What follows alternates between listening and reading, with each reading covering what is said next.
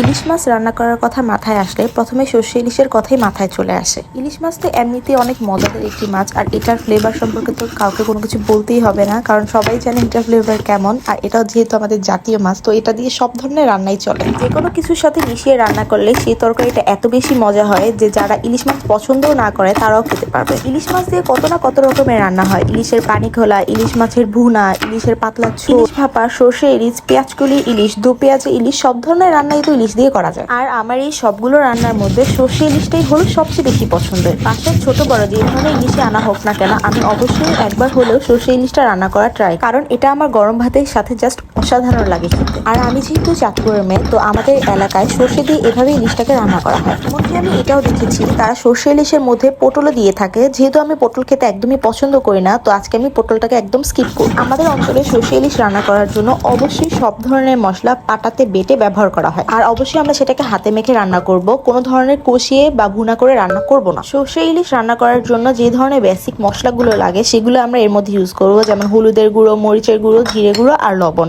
এছাড়া আর কোনো ধরনের মশলা আমরা সর্ষে ইলিশে দিব না। যেহেতু আমরা সবকিছুতে আদা, রসুন আর জিরা খেয়ে থাকি, তো আমরা ইলিশ মাছে সবসময় আদা, রসুন আর জিরা বাটাটা ইউজ করি। সবকিছুতে আমরা সর্ষের তেল দিয়ে খুব ভালো করে একদম মাখিয়ে নেব, যাতে এটা খুব নরম হয়ে যায়।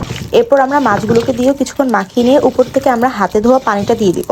দিয়ে দেওয়ার পর এটাকে আমরা চুলোতে বসিয়ে দিব। আর উপর থেকে অবশ্যই আমি কাঁচা পেঁয়াজ ইউজ করব। যদি তোমাদের কাঁচা পেঁয়াজ পছন্দ না হয় বা আস্তা পেঁয়াজ পছন্দ না হয়, তোমরা এটা স্কিপ করতে পারো। এরপর চুলার মধ্যে এটাকে আমরা কিছুক্ষণের জন্য কষিয়ে নেব। যখন কষানো হয়ে যাবে তখন এর মধ্যে আমরা পানি দিয়ে দিব। যে যতটুকু ঝোল খেতে পছন্দ করো তোমরা সেই ততটুকু অনুযায়ী পানিটা দিয়ে দিবে। এরপর প্রায় বেশ খানিকক্ষণের মতো আমরা রান্না করে নেব। বেশি নাড়াচাড়া করতে যাবে না, তাহলে কিন্তু ইলিশ মাছটা ভেঙে যেতে পারে, কারণ ইলিশ মাছ খুবই নরম একটা মাছ। সেটা বেশিক্ষণ নাড়াচাড়া করলে সেটা খুব সহজেই ভেঙে যায়। যে রান্নাটা শেষ হয়ে আসলে উপর দিক থেকে যখন তেল ভেসে আসবে, তখন আমরা এর মধ্যে কাঁচা সরিষার তেল আর কাঁচামরিচ দিয়ে দিই। এরপর আমাদের রান্নাটা অলমোস্ট শেষ। এটা আমরা এখন গরম ভাতের সাথে সার্ভ করব, আর তার সাথে অবশ্যই এক টুকরো লেবু আর একটা বোম্বাই মরিচ থাকবে।